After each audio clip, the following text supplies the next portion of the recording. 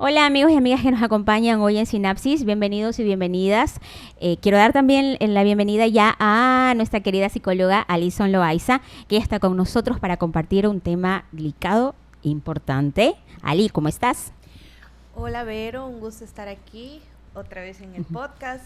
Me emociona mucho hoy lo que vamos a hablar, igual desde con mucho respeto, con mucha empatía y claro, hablándolo esto desde una manera profesional, pero también reconociendo que esta área sí necesita una situación de experticia y si ustedes al escuchar esto algo les resuena, pues hay que ponerle ojo para ver si se puede asesorar con personas expertas en estos temas. Sí, Ali, justamente el día de hoy, amigos y amigas, el tema que vamos a tratar es la violencia de género y los tipos de violencia de género. Por eso Alison dice que es un tema muy delicado, serio, de mucho respeto. Y cuando ella se refiere pues a la parte de experticia en cuanto al tema, lo hace hablando de la parte legal, de la parte de derecho. Ustedes saben que ella es psicóloga y ella nos puede dar su punto de vista psicológico al respecto, pero sí, en este tema como que la parte legal es bastante importante, de hecho primordial. Entonces, vamos a hablar, Ali, desde una perspectiva psicológica. ¿Qué es la violencia de género? Empecemos por ahí. Ok. Bueno, verás, a mí me gustaría empezar hablando primero de violencia, el término Ya. general violencia. Aquí organizaciones diferentes han dado una definición, pero la que me acuerdo ahora es la Organización Mundial de la Salud y justo habla que la violencia como tal es este como infringir un daño, puede ser físico, mental o incluso de poder hacia una persona. Entonces trata esto de generar un impacto o un daño ya sea pues emocional también. Y aquí en los tipos como que de violencia se desprende la violencia de género. Entonces hay diferentes formas de manifestar la violencia. Sin embargo, la violencia de género es como una ramita, digámoslo así, De la violencia. de la violencia, pero obviamente esta violencia de género está basada en el contexto en el que se da. Y en este caso, la violencia de género pudiera decirse que se da hacia las mujeres, pero también quiero dejar algo en claro que puede darse hacia la comunidad LGBTIQ, porque en sí la violencia de género se puede definir como esta situación como que de infringir o tener conductas que buscan ejercer poder o buscan también como control o dominación sobre las personas en base a discursos dominantes del género, ¿no? Que así debería verse una mujer, así debería ser esto. Entonces, en base al género se ejerce este poder, pero aquí recordar que el tema de género es muy amplio y pueden entrar también diversidades sexuales y tal. Sin embargo, el día de hoy y a partir de la conversación lo vamos a situar mucho en las mujeres, la violencia de género que se vive en las mujeres, pero eh, reconociendo que esta violencia también puede existir hacia otras identidades de género que no encajan y justamente por eso sufren este tipo de violencias, ¿no? Como que no dejar de lado esta parte. E igualmente creo que uno piensa en violencia de género a veces solo en mujeres porque legalmente y a veces en las instituciones o en códigos la violencia de género se suele expresar solo para mujeres. Entonces tal vez por eso puede significar que dejamos de lado en ocasiones esta situación. Pero sí creo que hoy específicamente vamos a hablar de violencia de género hacia mujeres, de cómo estos discursos, estas formas de cómo deberían verse las mujeres, de control o solo por ser mujeres, llegamos a atravesar este tipo de violencias y que pueden generarse o manifestarse de diferentes maneras. ¿Como cuáles, Ali? Bien que dices que se manifiestan de diferentes maneras. ¿Cuántos tipos podemos encontrar o qué tipos podemos encontrar de violencia de género? Claro, verás, hay organizaciones que lo dicen que a veces son 5, 7 tipos de violencia de género, pero entre las principales que vamos a mencionar aquí tenemos la violencia física, la violencia psicológica o emocional, la violencia sexual, también la violencia económica, la violencia vicaria y una que casi no se ve, la violencia simbólica. Entonces, esa es la que te pudiera... Ah, espérense, también me olvido de la violencia digital, que ahora en nuestra época, que estamos muy contemporáneos con los medios, es muy presente. Entonces, también se puede manifestar a través de estas formas la violencia de género. Ok. Ali, empecemos entonces con la violencia física. Hablemos un poco de qué es la violencia física y estos patrones de conducta o qué actividades tú puedes como detectar para que tú ya identifiques o te des cuenta de que estás siendo víctima o estás sufriendo violencia física. Sí, verás, la violencia física en sí es como la más visible que conocemos, porque en esta porque es la que te deja marcas. Sí, esta puede incluir golpes, moretones, quemaduras, incluso cachetadas a veces. Entonces, claro, ¿cómo identificarla? Porque justamente esta es la que deja un rastro. Una huella. Una huella, hay este daño físico, o también hay estas amenazas como que de producirlo, porque tal vez sabes que pudiera pasar esta violencia física, pero aún como tal no sucede el hecho. Entonces, se puede manifestar a través, no sé, de personas que en vez de... Con temperamento, se puede decir explosiva, que depende mucho también del temperamento sí, fuerte. Fuerte, sí.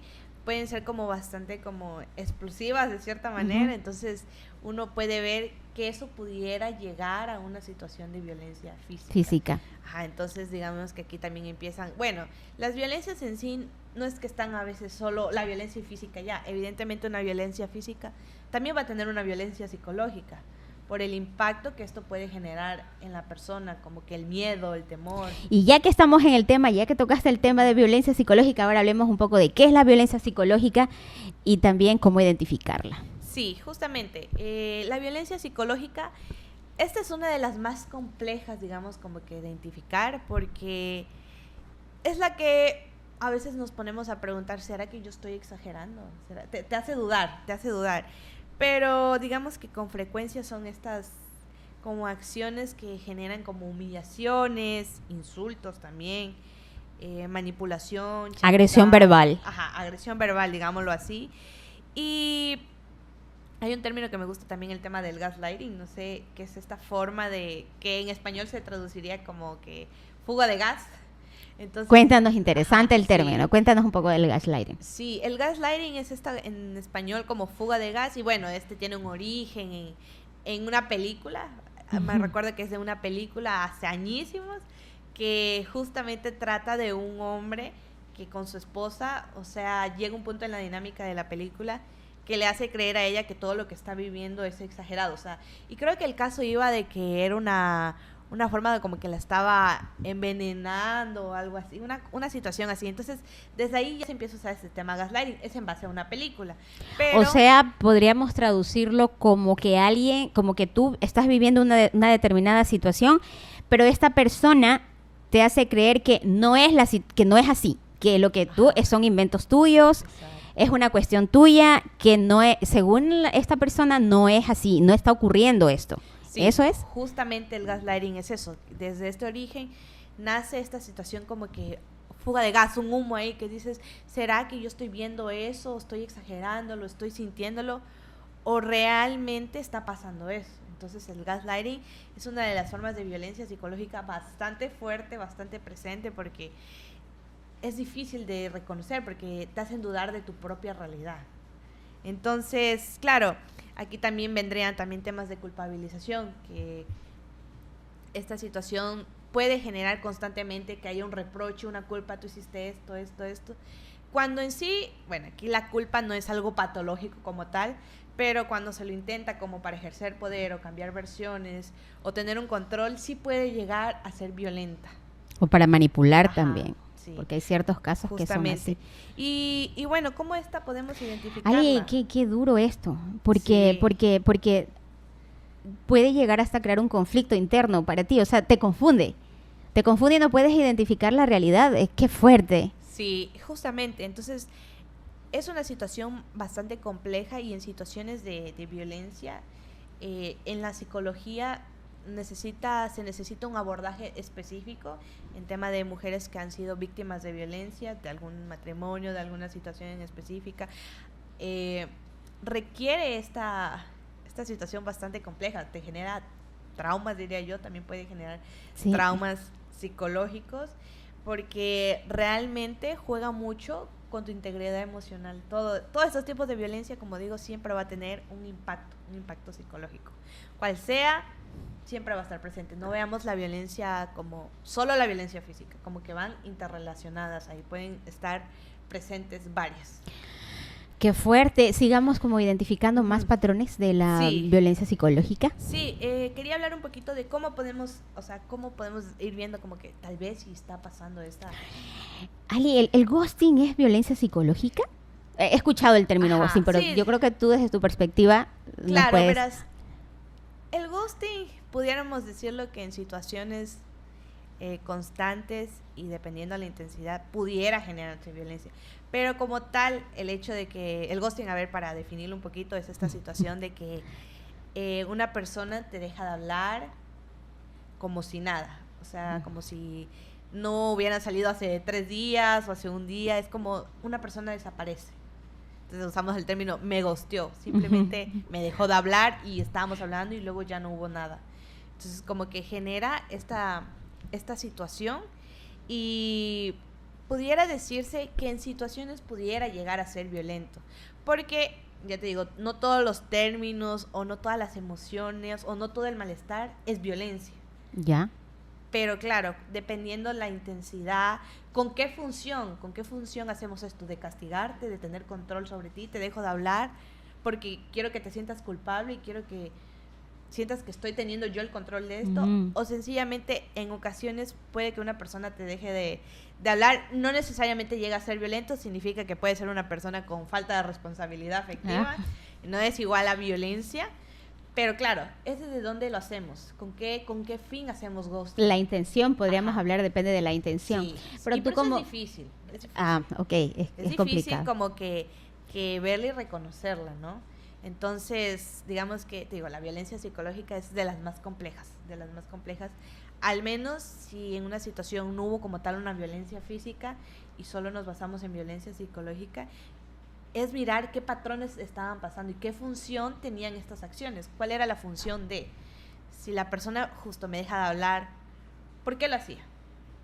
Porque simplemente ya no quiere una relación, no busca esto, o porque intenta ejercer control y luego volver y luego hacer como si nada otra vez. Entonces ahí vamos viendo estos patrones ahí de cómo poco a poco esto sí puede llegar a convertirse en violencia, pero inicialmente no. Y bueno, algo que quisiera también hablar es cómo podemos ir como identificando estas violencias psicológicas. Y una de las primeras cosas es que la persona justo empieza a dudar de sí misma. Esta duda se siembra bastante. Es como que, ¿será que esto está siendo real? ¿Será que yo estoy sintiendo? ¿Será que yo estoy exagerando? Entonces uno empieza a dudar y entonces ahí te empiezas a pensar, bueno, puede ser, no es como sí o sí, si dudaste, ya, violencia, pero es un indicador de... También cuando en las relaciones o en nuestros vínculos pedimos constantemente disculpas en una situación, porque eso también puede ser como un indicador. ¿Por qué todo el tiempo estoy disculpándome? O sea, ¿qué me condiciona que todo el tiempo yo esté en una posición de hacer como las cosas mal? ¿Realmente estoy yo haciendo las cosas mal siempre? ¿O esta persona está ejerciendo este control sobre alguna situación que estoy haciendo y me hace sentir como culpable, ¿no? Y también cuando sentimos miedo de expresar lo que sentimos. Eso es súper primordial. En una situación de violencia, creo que de violencia psicológica es como también podemos seguir chequeando por qué le tengo miedo a esta persona de decirle las cosas o por qué tengo que esconderle a la persona que estoy haciendo esto. ¿Qué me genera miedo? ¿Qué hay ahí? Entonces son preguntas o cosas de que podemos ir haciéndonos para saber cómo algo nos está marcando un indicador de que podríamos estar siendo parte de roles violentos, de roles violentos y patrones, ¿no?, en la relación. Entonces eso, Vero.